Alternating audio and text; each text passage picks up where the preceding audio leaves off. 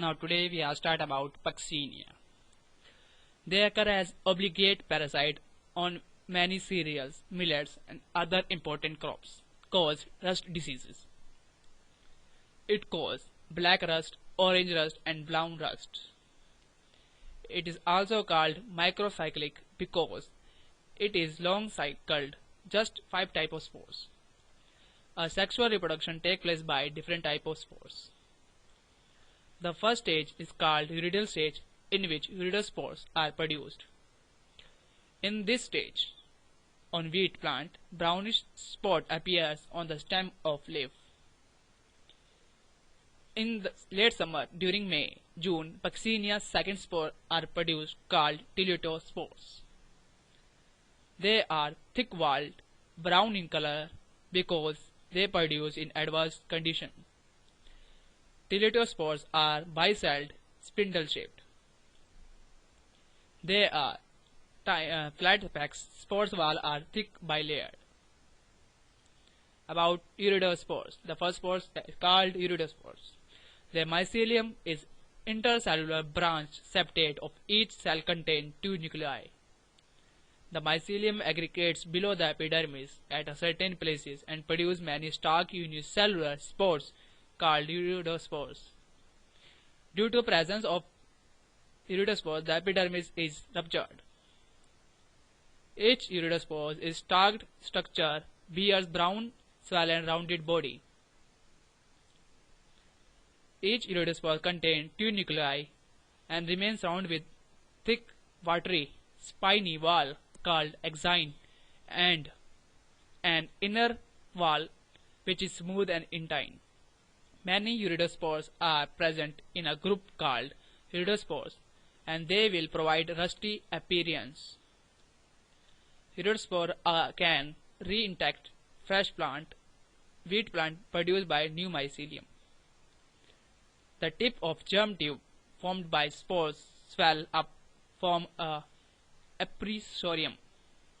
About teletospores. The second spore of Puccinia, teletospores. The teletospores, many teletospori appears black on the host. The mycelium is intercellular branch septate and each cell contains 2 nuclei.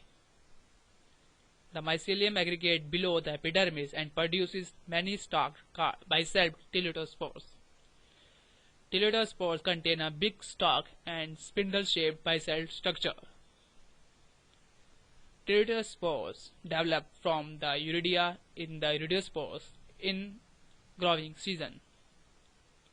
The wall is bicelled. Spores consist smooth black and very thick axine in thick inner intine. Each cell contains single germ pore. In the young stage, each cell contains 2 nuclei which fuse at maturity and form diploid nucleus.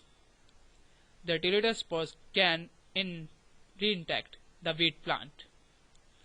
Each teletospore germinate and produce basidiospores.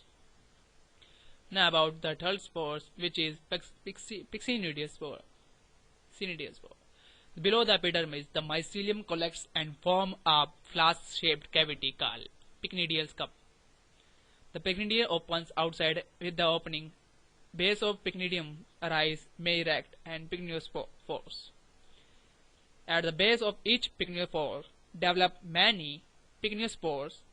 Each pycniospore is oval, thin-walled, and small structure containing 1 nucleus.